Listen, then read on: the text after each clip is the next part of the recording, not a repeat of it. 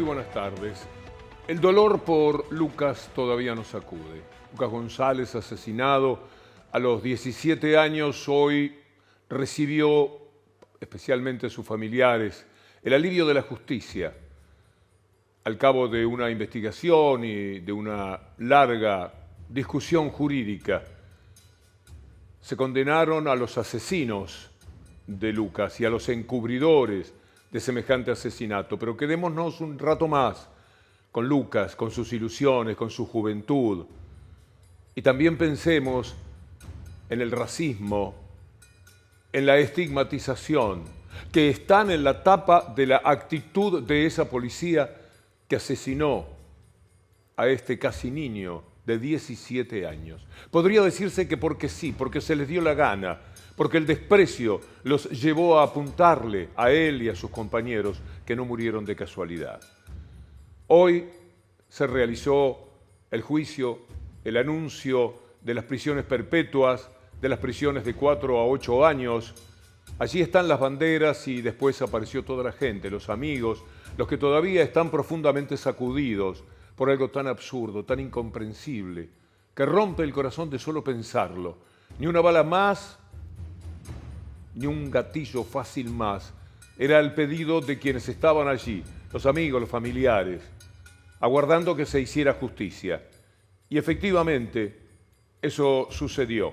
En el juicio se condenó a 3 policías a prisión perpetua, a otros 5 penas de 4 a 8 años, y 5 fueron absueltos porque no se comprobó que tuvieran relación con el encubrimiento.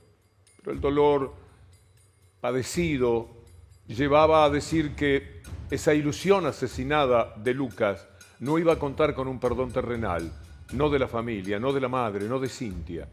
Que los perdone Dios, dijo ella. Y también lo dicen sus amigos. Entrevistado por Joaquín Debert de nuestro equipo de Extra, esto decían. Un deportista y por el color de su piel lo juzgaron y le dijeron que era chorro, eso nada, y él era un chico sano y era un deportista, y nosotros, que yo vivo a 3 cuadras, la verdad que sí, le tenemos miedo a la policía, porque es como un gatillo fácil, ellos salen con las armas y en vez de cuidarnos, no, hacen cosas malas, y lo bueno hay bueno, yo lo repito, lo que sean culpables que la paguen para mí. Isasi, López y Navia, los condenados, estarán a perpetuidad en la cárcel. Pero esto tenía antecedentes. Es decir, Gabriel Isasi es uno de esos policías sueltos en la ciudad que pueden asesinar a cualquiera, pero también era un hombre muy importante para la policía, para el espionaje, para todo lo que se hizo en los tiempos nefastos del gobierno nacional de Mauricio Macri. Gabriel Isasi había estado, como lo decía en su momento Tiempo Argentino, como lo decían los diarios en general, los que hablan de estos temas, los que no le ocultan a la población ciertas verdades, había estado en Calafate, había estado como jefe de una patota, de una banda que iba por Cristina Fernández de Kirchner. El antecedente de Isasi nos remonta a ese tiempo y quizás el atentado padecido por Cristina Fernández de Kirchner también tiene allí, en aquello, un antecedente. Veamos lo que decía Tiempo Argentino en aquel momento, cuando se descubrió que este policía, que años más tarde sería asesino de Lucas, había ido a Calafate. Uno de los policías involucrados había sido acusado por Cristina Fernández. En junio de 2016, la expresidenta denunció que la casa de sus padres fue violentada. Se supo entonces que 6 oficiales de la policía de Buenos Aires habían viajado a Río Gallegos. Entre ellos, como jefe, estaba Gabriel Isasi, uno de los sospechosos en aquel momento cuando se daba la noticia de haber asesinado a Lucas. Aníbal Fernández lo ha contado bien, este tema de los antecedentes de Isasi ya en el terreno directamente de la política. Se supo que uno de los policías, Isasi, había participado en una brigada que había viajado a Santa Cruz en una oportunidad. En el año 2016, hecha por Gabriela Cerruti, en la cual daba data respecto de este personaje Isasi, que inclusive había entrado a las patadas a la casa de la mamá de Néstor Kirchner. con lo cual no sé qué función cumple.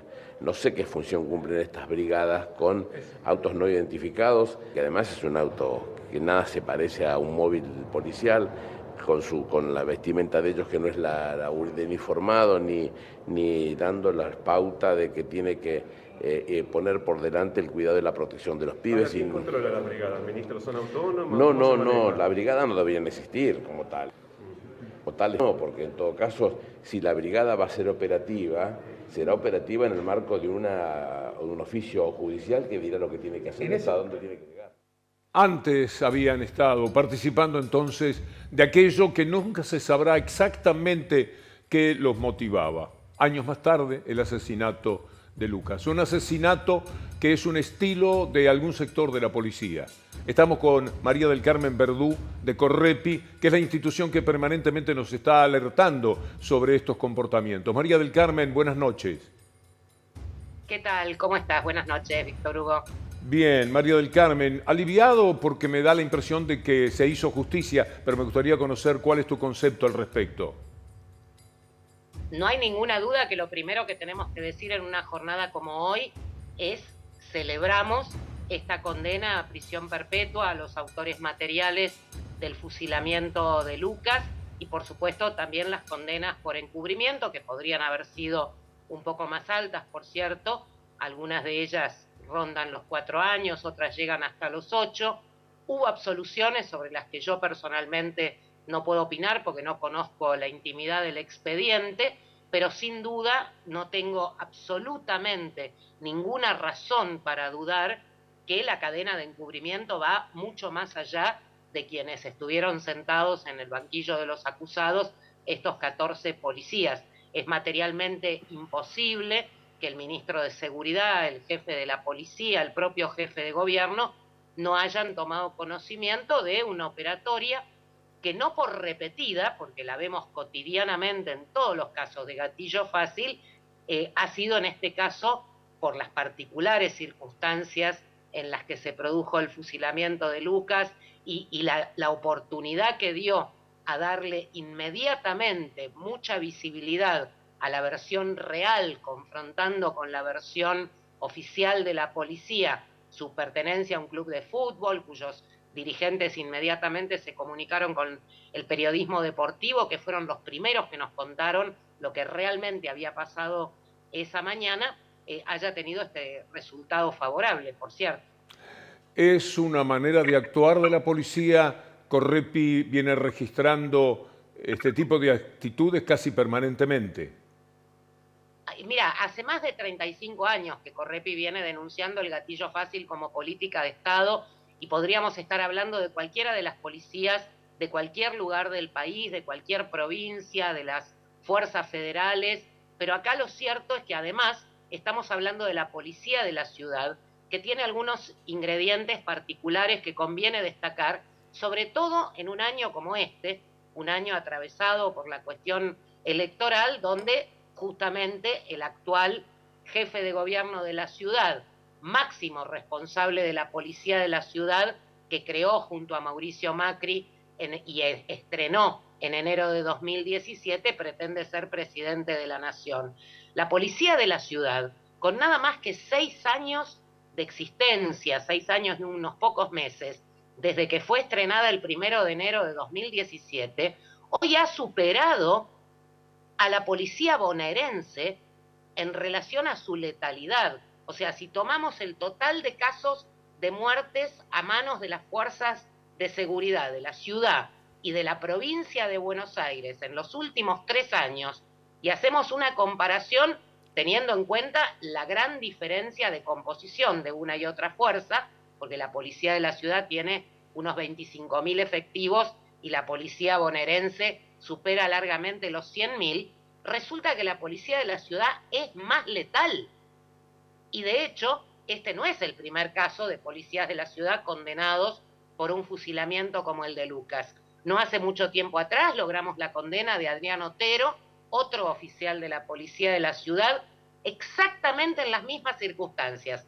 Vehículo particular, supuesta persecución, supuesta tentativa de robo, 3 pibes en un coche que en lugar de salir de un club de fútbol, venían de una reunión en una casa de unos amigos, dirigiéndose al mismo lugar, a la Villa 21-24. El hecho ocurre, de hecho, a poquitas cuadras de donde fue el fusilamiento de Lucas, ahí en Barracas, y este policía de la ciudad dispara más de 10 veces, mata a Cristian Paragüita Toledo, que iba en el asiento del acompañante, casi mata a los otros dos, que igual que los amigos de Lucas, terminaron detenidos acusados de una tentativa de robo. Fue necesario, en ese caso, no hubo un club de fútbol que tomara la vocería y saliera inmediatamente en menos de 15 minutos a difundir la versión real. En ese caso fue el cura del barrio, el padre Toto, el que fue a la comisaría con los vecinos, las vecinas, la familia y por supuesto el acompañamiento de Correpi. Logramos demostrar lo que realmente había pasado y hoy Adrián Otero está condenado a prisión perpetua. ¿Qué los motiva? ¿Qué los lleva a actuar pensándose impunes que pueden cometer estos asesinatos? Mira, recién escuchaba en el informe preliminar esta nota del actual ministro de Seguridad Nacional, Aníbal Fernández, hablando del tema de las brigadas. Las brigadas en cualquier barrio donde uno vaya y le pregunte a los vecinos y las vecinas, te van a contar, son los recaudadores. Las brigadas son esos coches civiles con personal de civil que supuestamente tienen tareas investigativas, por eso él hablaba de órdenes judiciales, porque en los papeles, si vos lees para qué están las brigadas, se supone que son los que hacen el seguimiento de sospechosos, la vigilancia de un domicilio donde hay que ver quién entra, quién sale, si hay un pasamano, los que controlan a ver si en tal taller hay una venta trucha de autopartes robadas. Pero la realidad, lo que sabemos en los barrios, quienes lo caminamos, es que son quienes pasan por todos esos lugares, los desarmaderos, los prostíbulos, los kioscos de merca, a recaudar su parte societaria o el dinero de la extorsión que consiguen a través de sus negocios de protección. Y esas brigadas son las que, en este caso, vaya a saber por qué razón, dijeron un coche, 3 pibes, morochos, marrones, como corresponde decir, que están circulando en la vía pública, a ver qué sacamos de esto. Bueno, terminó ocurriendo lo que ocurrió. Las brigadas son las autoras de la mayor parte de las causas fraguadas, de esas causas armadas que uno no entiende después cuando en algunos pocos casos se llega a un juicio y se ventila la realidad, cómo fue que se originaron. Es el aparato, es la pata que vincula el accionar de las policías con el conjunto de la criminalidad policial en todos los negocios ideales. Finalmente, María del Carmen, ¿se llega a verar al jefe de policía? ¿Se llega a D'Alessandro, que era el ministro de Seguridad? Se debería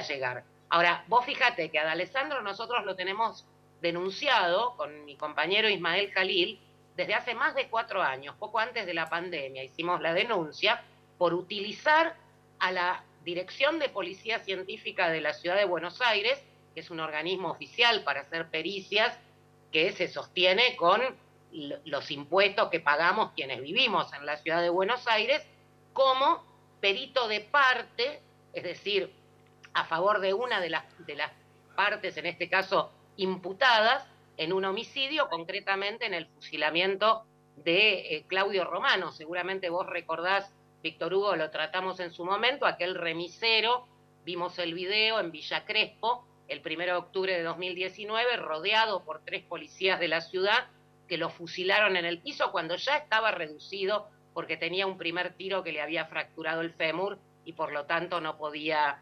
incorporarse ni mucho menos deambular. En esa causa, donde yo personalmente hice la denuncia porque se utilizó un organismo público para fungir como perito privado de parte, aclaro, la policía de la ciudad está excluida de la investigación precisamente porque los acusados por el homicidio son 3 policías de ciudad, entonces quienes hacen las pericias son fuerzas federales, intervinieron como peritos de parte pero simulando una pericia oficial. En esa causa todavía el fiscal que recibió la denuncia de la jurisdicción de la Ciudad de Buenos Aires, el fiscal penal contravencional y de faltas, ni siquiera me citó a ratificarla. María del Carmen, es tan útil, tan necesario escucharte. Este es un anticipo de un programa que en algún momento tenemos que hacer. Muchísimas gracias. No, yo te agradezco el espacio profundamente, Víctor Hugo, e insisto, tenemos 3 candidatos como mínimo a la presidencia en las PASO que solamente están haciendo spots anunciando más represión. Pensemos si eso es lo que queremos para todo el país. Pensemos cómo vivimos en la ciudad de Buenos Aires y cómo nos tenemos que cuidar de su policía. María del Carmen Verdú de Correpi.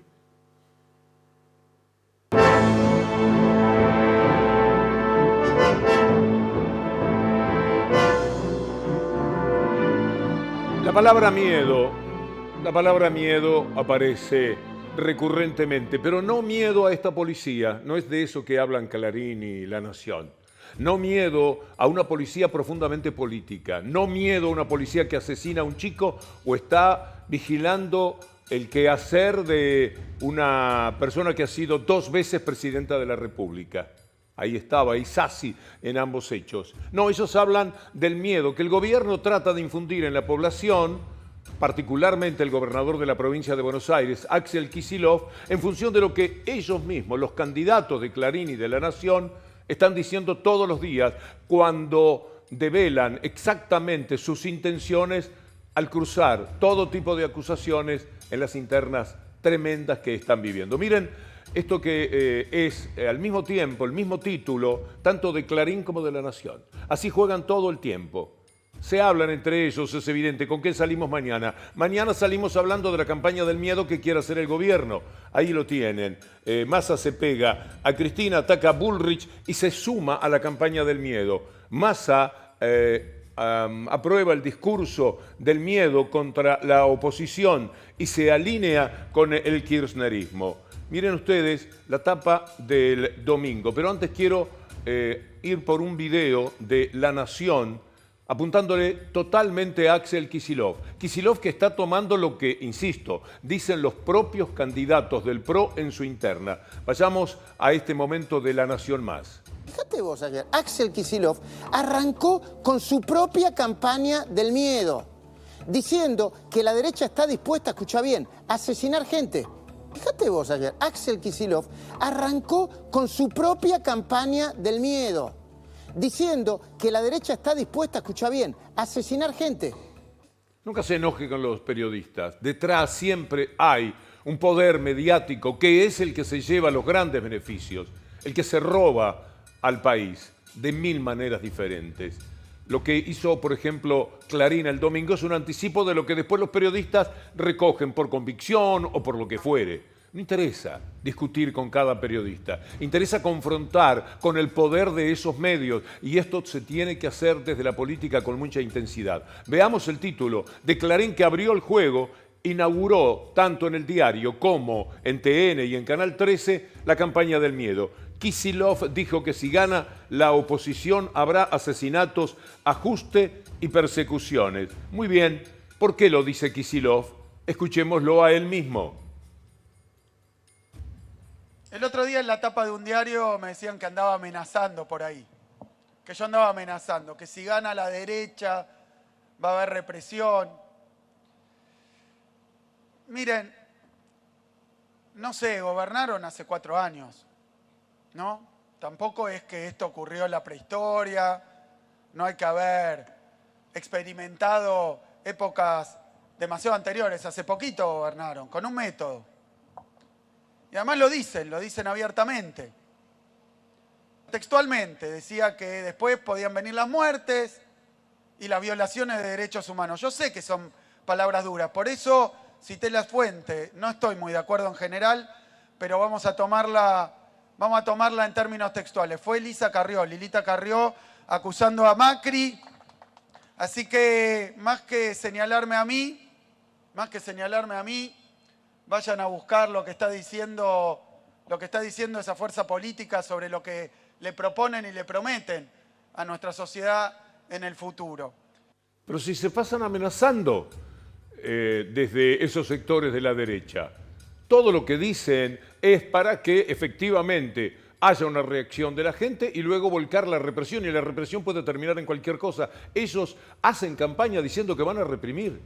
Y Carrió, a la que vamos a escuchar a continuación, es la que verdaderamente puso en juego todo esto. Lo que dice Kicillof y lo que dicen otros sectores políticos tiene relación con que una persona fundamental del PRO, o no lo es, Elisa Carrió, dijo mucho más de lo que señaló Axel Kicillof, el gobernador de la provincia de Buenos Aires. Por lo tanto, vale la pena escucharla, pero nunca pensemos que se trata de una palabra y otra palabra, no.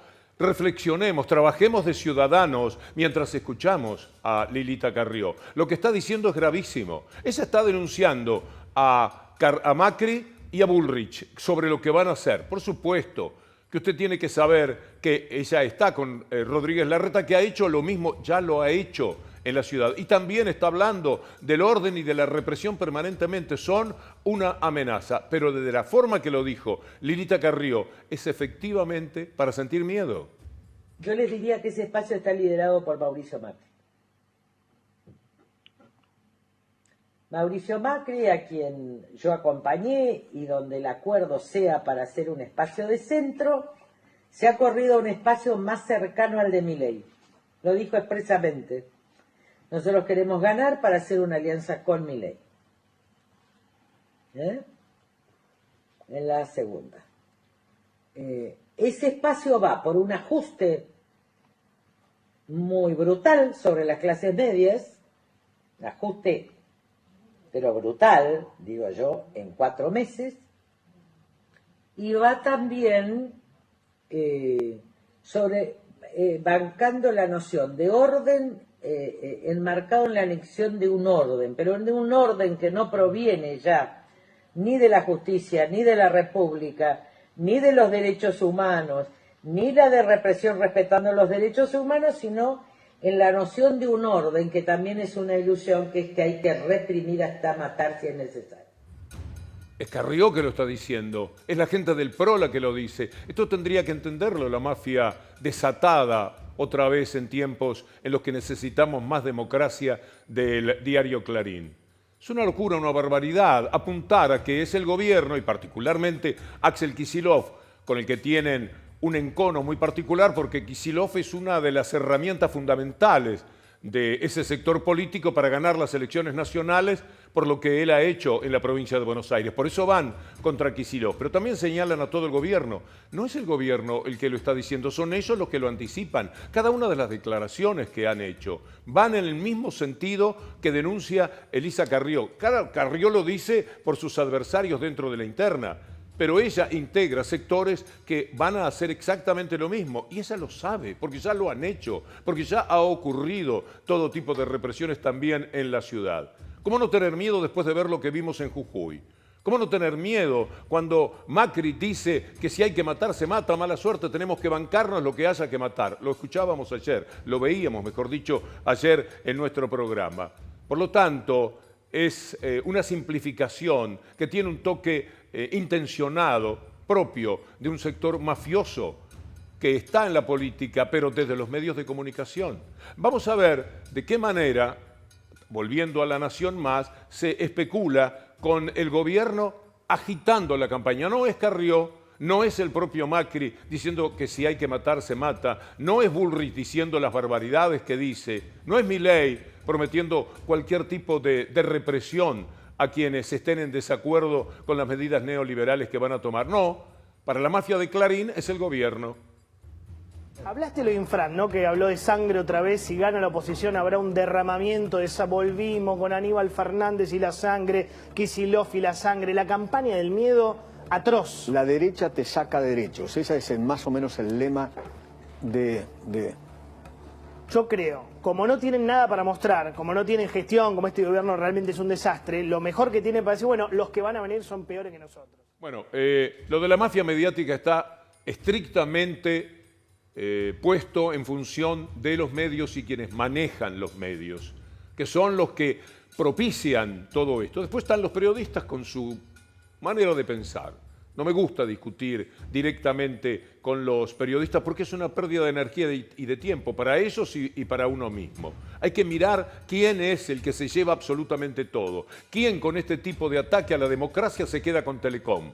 ¿Quién vulnerando, opacando la democracia se queda con Nextel? ¿Quiénes burlándose de los principios democráticos que tienen que tener los medios de comunicación se quedan como dueños del fútbol? Y así sucesivamente, todo lo que se ha robado. ¿Quiénes son los que necesitan que venga la derecha para poder seguir robando a través de las tarifas que nos llegan de Telecom y contra las que este gobierno pelea, perdiendo?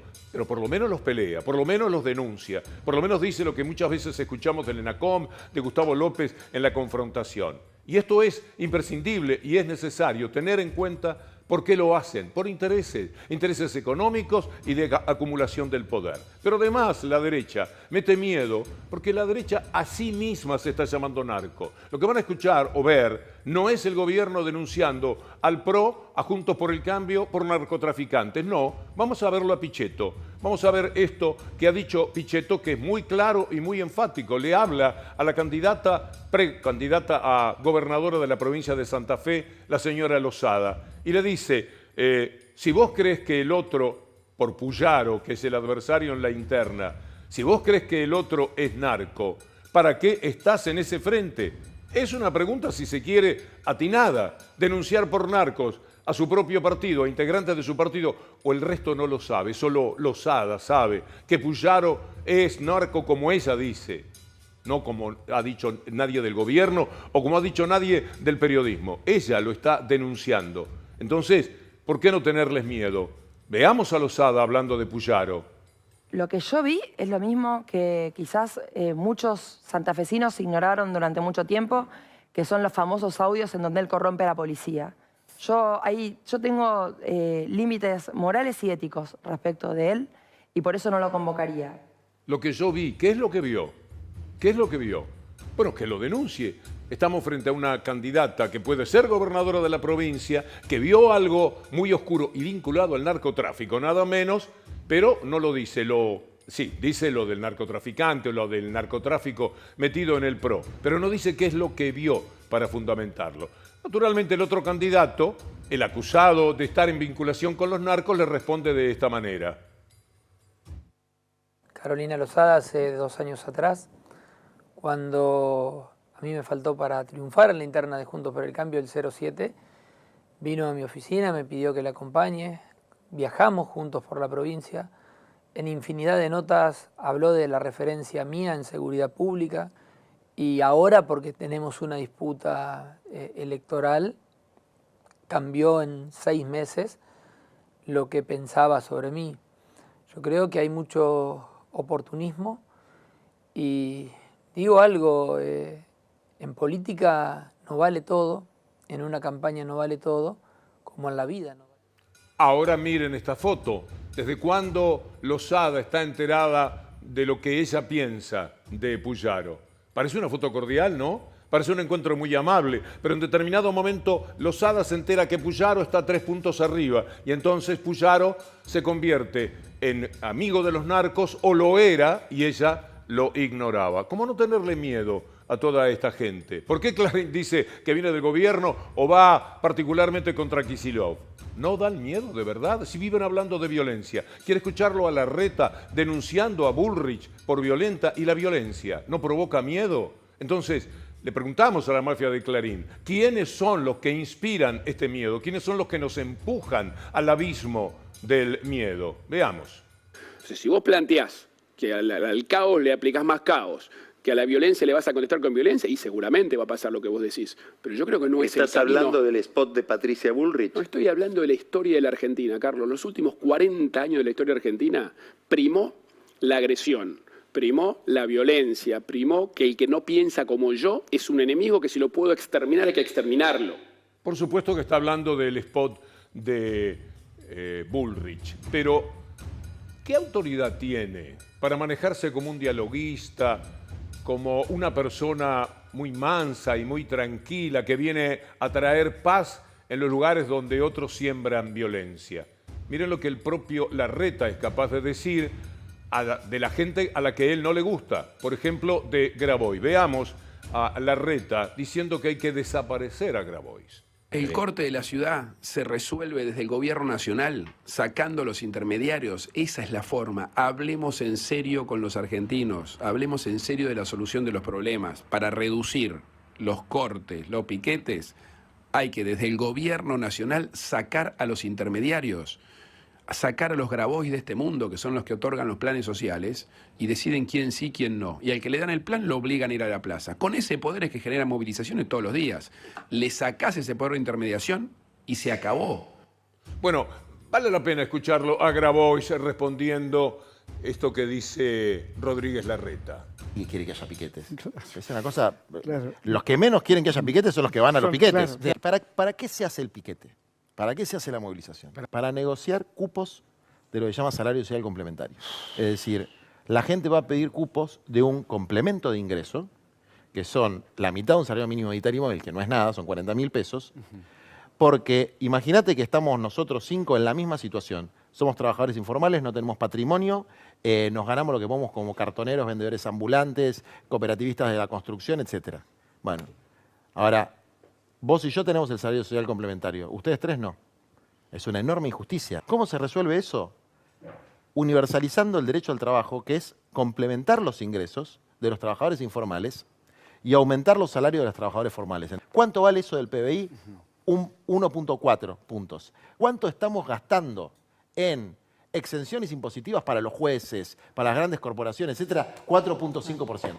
Volviendo a la violencia y al miedo, después de todo lo que hemos compartido con ustedes hasta ahora, está la violencia de la provocación, la violencia de la falta de respeto, de consideración cuando se le habla a la gente y se le miente. Todos sabemos lo que ha pasado lamentablemente con las escuelas de la ciudad de Buenos Aires, porque se invierte en veredas, como le vamos a mostrar más adelante o mañana, pero no se trabaja en las escuelas. El presupuesto de las inspecciones de veredas es 10 veces lo que se invierte en las escuelas y su cuidado. Bueno, aparecieron las ratas en todas las escuelas, en sectores de la ciudad muy pero muy diversos. ¿Qué dijo Larreta de esto? Mire qué violencia la respuesta que da. Primero, tenés 1.200 edificios escolares. Problemas en alguno vas a encontrar siempre. ¿Dónde hay ratas? Al lado de las obras.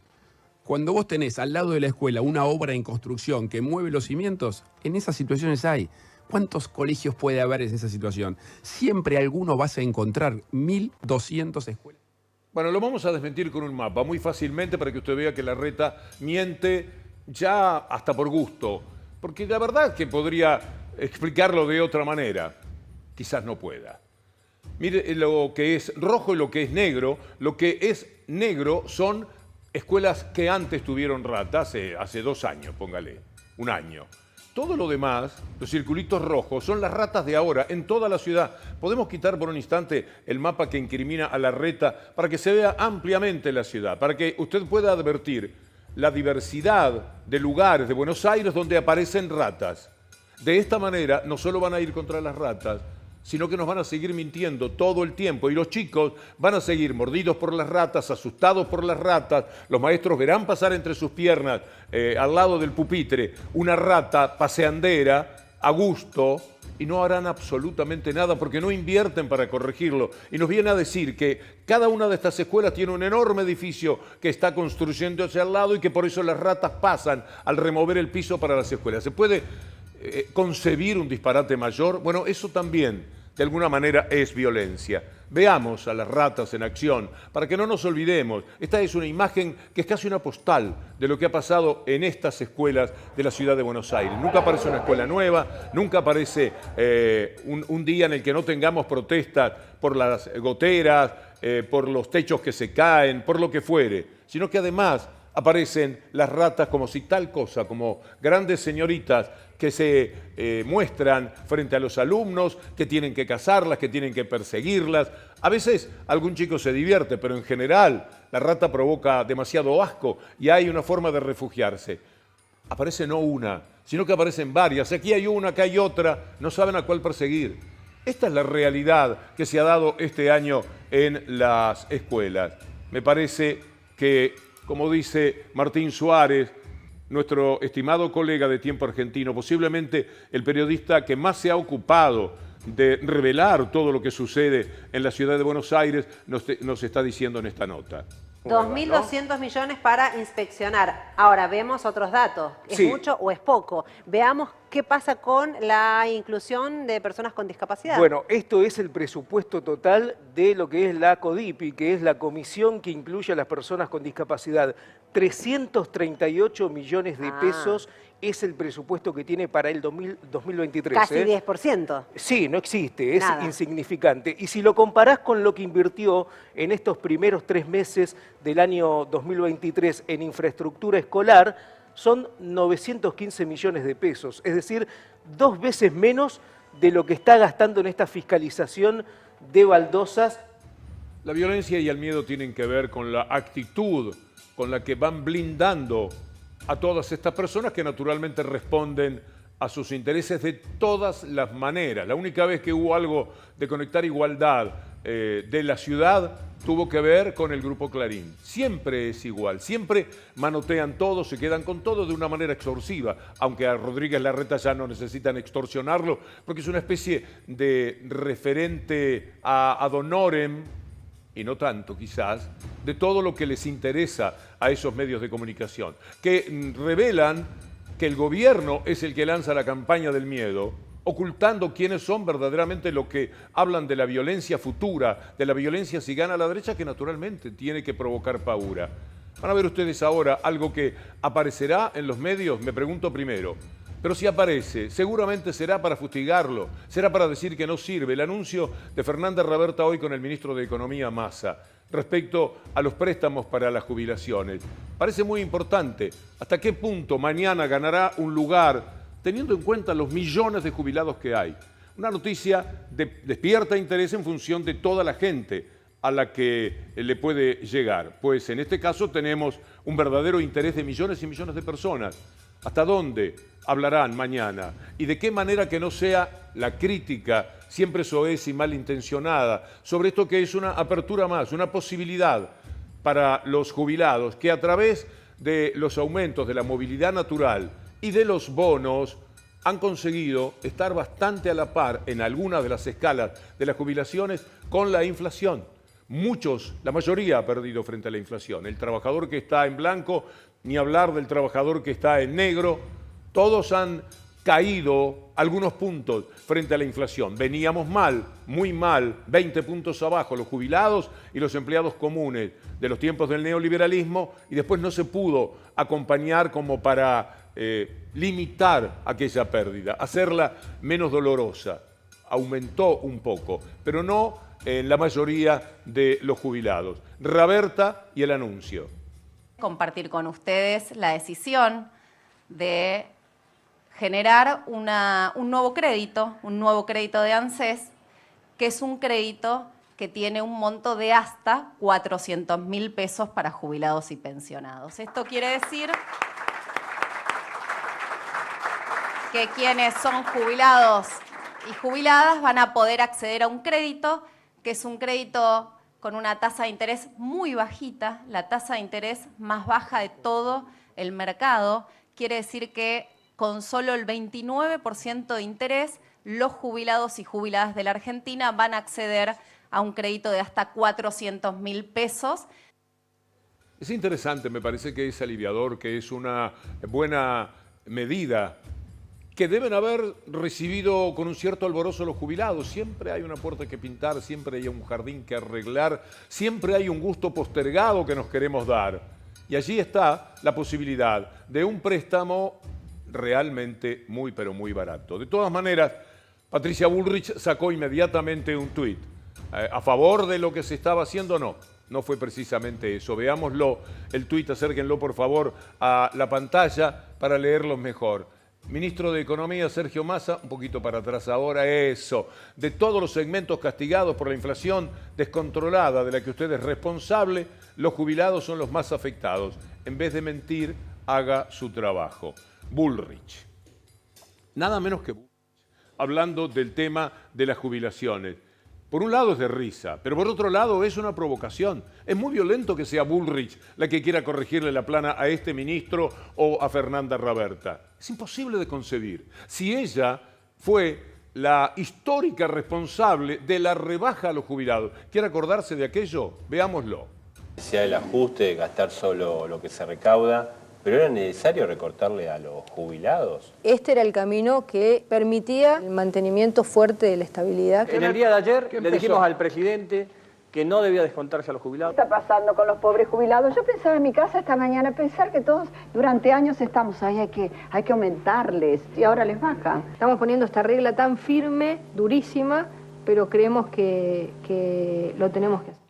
Nos tiran mucha violencia en la cara. Por eso dan miedo, porque se animan.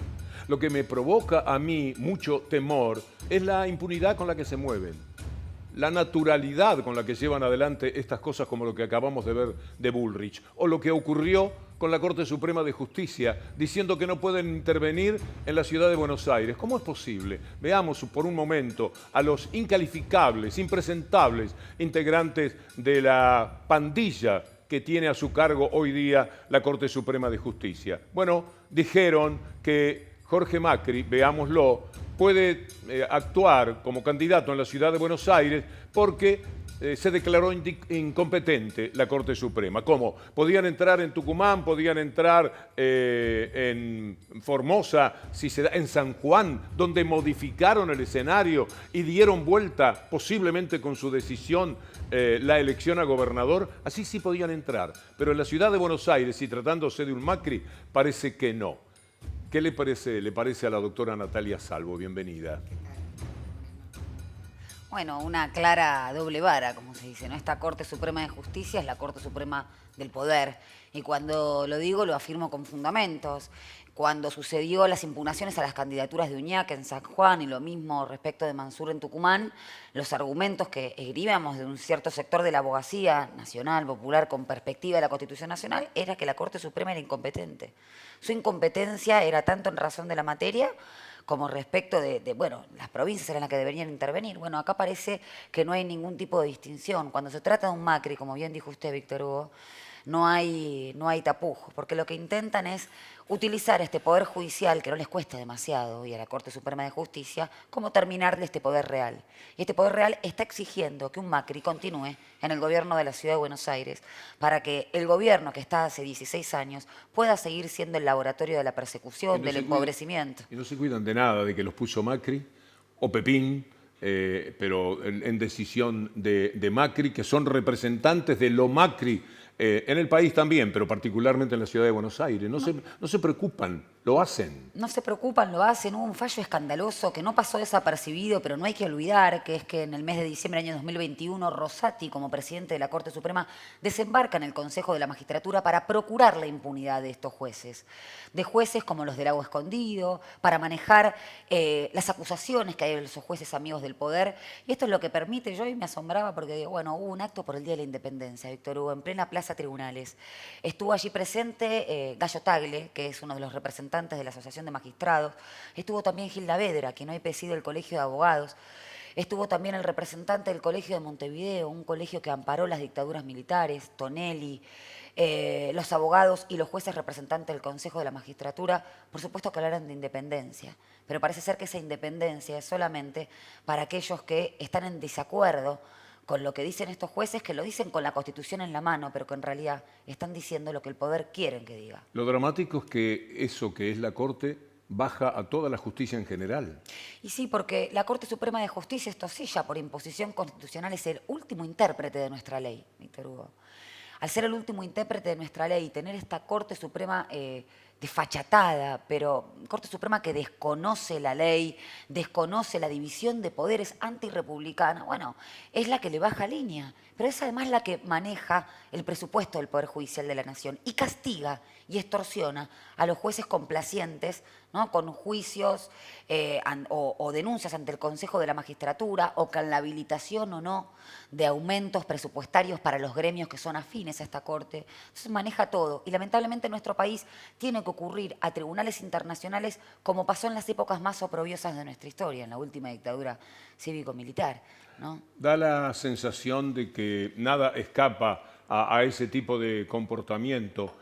Entonces, ¿cuál tendría que ser la actitud desde adentro de quienes están en la justicia? Abogados que, por ejemplo, saben que nada se resuelve de acuerdo a pronunciamientos jurídicos, sino por una cuestión política. Y lo que hacemos es tratar de poner de manifiesto que el derecho es un discurso, Víctor Hugo, y como discurso es susceptible de interpretación. El tema es que el monopolio de la interpretación lo tienen los jueces. Y este Poder Judicial es una encerrona esto, porque no se revalida por el escrutinio popular, porque tienen cargos vitalicios. Entonces lo que tenemos que hacer es que la sociedad se apropie, pero no apropiarse desde una manera violenta, sino que puede interpelar un Poder Judicial que está sustraído de la ciudadanía. Y nosotros desde la gremial de abogados lo hacemos con instancias gremiales. Sucede que esto se avivó mucho la derecha antes que nada, porque está cooptando las instancias gremiales como los colegios de abogados, como las ONG de abogados, tratando obviamente de sacar de la discusión política el derecho como discurso que va a equiparar a los desiguales y a los poderes judiciales como el poder institucional del Estado para poder bregar por la igualdad. Jujuy es un ejemplo, Víctor Hugo. Jujuy es un ejemplo. La convencional constituyente manejada por el gobernador, es decir, por el Poder Ejecutivo, y tratando de hacer pasar por el derecho lo que antes se hacía pasar por el terrorismo de Estado, a través de una reforma constitucional. Por eso los discursos reactivos que están en la defensiva no sirven. Tenemos que utilizar la herramienta o el instrumento del derecho para empoderar, no para limitar. ¿Qué pueden hacer los gobiernos? ¿Qué no ha hecho este gobierno al respecto? Una reforma judicial.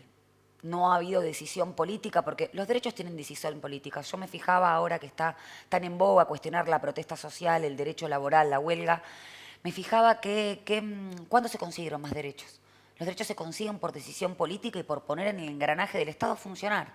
Si tenemos un Poder Judicial absolutamente cooptado en su mayoría, y a los que no están cooptados los denuncian, no por el poder real, lo que hay que hacer es abrir la discusión y tener la decisión política y, por supuesto, tolerar, digámoslo así, la embestida mediática y política que venga del otro lado ante el caso de querer hacer esta efectiva reforma. Néstor Kirchner no trepidó allí por junio del año 2003 cuando no pensó en la correlación de fuerzas, cuando tuvo que pensar hacer juicio político a los integrantes de la Corte Suprema de la mayoría automática menemista, que obviamente también recortaba derechos. Estamos frente a una etapa muy peligrosa políticamente, en la cual sectores muy claramente definidos van a ir por esos derechos. Lo van a hacer exitosamente, si el Poder Judicial sigue siendo este. Claro que sí. Por eso hay que politizar la discusión. Cuando digo politizar me refiero a popularizarla, a abrir la discusión, a no economizar el diálogo político, no me refiero a lo partidario. Porque este Poder Judicial va a desconocer los derechos de todos y de todas, no importa a quién votemos. Solamente va a mirar al momento de resolver a los poderes económicos concentrados. Lo sabemos lo que pasó con la declaración como servicio público esencial de la telefonía celular, de los medios de comunicación. Ahí directamente recortaron derechos. O cuando se habló de la dolarización de las tarifas. Entonces, estos derechos son de todos y de todas. ¿Cuáles son los derechos que están más en peligro? Y los derechos sociales. Los derechos laborales, en particular de los derechos sociales, pero todo lo que apunta a poder expresarse ante la reducción de derechos como la protesta social, como la huelga, como la acción sindical, como el derecho a un haber previsional, eso va a estar recortado. ¿El trabajador está atento a esto? Yo creo que el trabajador individualmente considerado sí. Yo creo que no está tan derechizada la sociedad como se dice. Lo que tiene un gran desasosiego, porque evidentemente lo que Cristina Fernández de Kirchner llama insatisfacción democrática sucede. Hay una crisis de representación en general, sucede también en el movimiento obrero, más allá de que existe, por ejemplo, corrientes del movimiento obrero que realmente bregan por estos derechos. Pero creo que hay una conciencia. Pero también creo que los 3 ciclos neoliberales, desde la última dictadura, la década del 90, incluso el gobierno de Mauricio Macri, lo que han hecho es machacar la subjetividad y hacer creer que reclamar los derechos laborales es o industria del juicio o ser un mafioso. Pero han sido eficaces. Sí, claramente Jujuy que sí. es un ejemplo de esa eficacia de tomar la justicia por asalto, poco menos, como lo hizo Gerardo Morales, y hacer lo que está haciendo. Sí, y me parece que los medios juegan un papel central en ese sentido, porque la crisis en Jujuy comenzó, como pasó en Chile, ¿no? Siempre es una demanda social por un recorte de derechos laborales, después por la convencional constituyente, después por el derecho al suelo, los pueblos originarios, y así se fue haciendo lazo y cadena. Pero también los medios se encargaron de silenciar y cuando no lo pudieron silenciar más, recalificaron ese hecho como un delito. es que se ha dado el caso asombroso de una relación como no existe en otra parte del mundo de lo mediático y lo judicial. Así es, lamentablemente en Latinoamérica tenemos expresiones de esas características. En Ecuador pasa algo similar también, pasó incluso con los líderes de mayorías, como en su momento fue Correa, tuvieron una causa Cuadernos calcada, y a veces uno dice, ¿qué tiene que ver los derechos laborales con la persecución, por ejemplo, a Cristina Fernández o a Milagro Sala? Bueno, tiene que ver porque son líderes de demandas populares, indiscutidos. Entonces, el lawfare o la persecución judicial tienen un fin mediato, que es el silenciamiento de esos líderes, pero un fin último, que es avalar un sistema económico de exclusión, una distribución regresiva del ingreso. Y eso lo hacen con el Poder Judicial, desconociendo derechos, lo hacen con el Poder Mediático, creando una suerte de embestida por parte de los sectores populares, y lo hacen también en la sociedad, desde ya. Lo notable es que la única contención que tiene esa profunda derechización de la justicia, de la política, son ellos mismos con sus errores, sus exabruptos y sus abusos. Nos están poniendo permanentemente en alerta. Sí, a mí me parece que ahí lo que falta es, desde mi humilde opinión, una agenda por la positiva. Voy por el tema de los derechos laborales. Proponen destruir la indemnización por despido, proponen sacar derechos laborales, colectivos. ¿Por qué no oponemos a esa circunstancia una reducción de la jornada laboral sin mengua remuneratoria, como está pasando en Colombia, sobre todo ante la discusión del advenimiento de la inteligencia artificial y la supresión de empleos industriales o de servicios, o sea, con más derechos? Esa es la discusión que hay en el mundo, porque se trata justamente de la distribución equitativa de la riqueza en un mapa geopolítico que también se está moviendo, ¿no? Claramente. Todo tiene que ver con todo, y esto es así. La guerra entre la OTAN, mejor dicho, y Rusia, lo que pone de manifiesto es que evidentemente no hay mejores o peores gestores. Los que hay son dueños o no de recursos naturales. Y nuestro país tiene unos grandes recursos naturales por los que vienen esos sectores. Y hay que saber mirar, me parece, el mapa político de estas circunstancias. Avanzar con derechos para que la sociedad argentina viva mejor. Y se han hecho dueños también de verdades que son, en realidad, lo que llamamos falsedades. Sí, las famosas onceras, como se decían, ¿no? También a nivel internacional, también en lo de la guerra, como si todos se hubieran entrenado para mentir al mismo tiempo sobre las causas de la misma, etc. Lo que se consume puertas adentro también pasa afuera. Sí, pasa afuera, y por eso creo que hay que ver un lineamiento general, global, que pasa en todo el orbe. Y es un mundo cada vez más inequitativo. Es un mundo en donde la crisis del capitalismo se pone de relieve y el poder económico va avanzando respecto al poder político. Yo no me canso de decirlo. Aquí en Argentina podemos comparar que un dueño de una red social pudo comprarla, Twitter, por el mismo monto que la Argentina contrajo con el Fondo Monetario Internacional. Si eso no es la detracción del poder político respecto al poder económico, no sé en dónde encontrarlo entonces. Son muy obvios, como obvios fueron, por ejemplo, en casación ahora, diciendo aquellos que estaban en connivencia total con Macri, que sí que pueden ocuparse del fallo del Tribunal Oral de Vialidad. Claro, por eso creo que no es una discusión política. Luciani también estaba, el fiscal Luciani estaba en el acto independiente ayer que te menciono. Bueno, él es independiente. Él es independiente, solo que juega al fútbol con Macri. Pero a ver, a veces la gente pregunta y dice, ¿pero cómo puede ser? ¿No hay normas? Hay normas a granel. Los romanos decían que los pueblos más ignorantes son los que más normas tenían. Lo que sucede es que no es un tema jurídico, no es un tema académico, es un tema político. ¿Qué dicen en los pasillos? Ustedes caminan pasillos, andan por Comodoro Pi, andan por tribunales, etcétera. ¿Qué se dice por parte de los que aman la justicia? Porque me parece que nada más lindo que debe haber que el derecho, lo que han estudiado el derecho, y sin embargo lo van dejando de lado. Y yo creo que quien todavía conserva el espíritu o el alma en el derecho, en el efectivo derecho, pasa lo que sucedió hace poco, una entrevista de otro canal, de TN, a un constitucionalista que claramente se manifestó anti-kirchnerista, pero que dijo que el fallo, creo que era respecto de vialidad, era una vergüenza, porque no podía sujetarse de manera jurídica bajo ningún aspecto. Entonces, esto es lo que sucede. Todavía tenemos a esos amantes, digamos, del derecho de todos los signos políticos, pero tenemos a aquellos que se han convertido en verdaderos mafiosos. ¿Alguno puede retornar a las fuentes? En algún momento decir, hasta aquí llegué, no puedo más, como aparentemente sucedió con el fiscal Marijuán. Yo creo que tiene que ver ahí sí con una cuestión de correlación de fuerzas. El Poder Judicial, si yo no me equivoco, me parece que va a suceder lo mismo que pasó con con las Fuerzas Armadas en plena década de los 80. El poder real le soltó la mano claramente. Los responsables civiles y empresariales, que son los mismos que están detrás de este poder judicial y se benefician con esta jugada. Yo creo que cuando advierten que pueden llegar a soltarles la mano o no estar sostenido, bueno, dan una vuelta de timón para poder seguir legitimados. Lo que pasa es que es muy difícil porque, insisto, Víctor Hugo, no hay organismo que sancione las conductas de los jueces, de los tribunales interiores y del Ministerio Público Fiscal. También tenemos al fiscal interino Casal, que ya sabemos que persigue a los fiscales que persiguen al poder y sanciona a aquellos que realmente cumplen con su función. Y cuando se trata del mecanismo constitucional del juicio político a los jueces de la Corte Suprema, bueno, tenemos estos actos, entonces están muy bien cercados.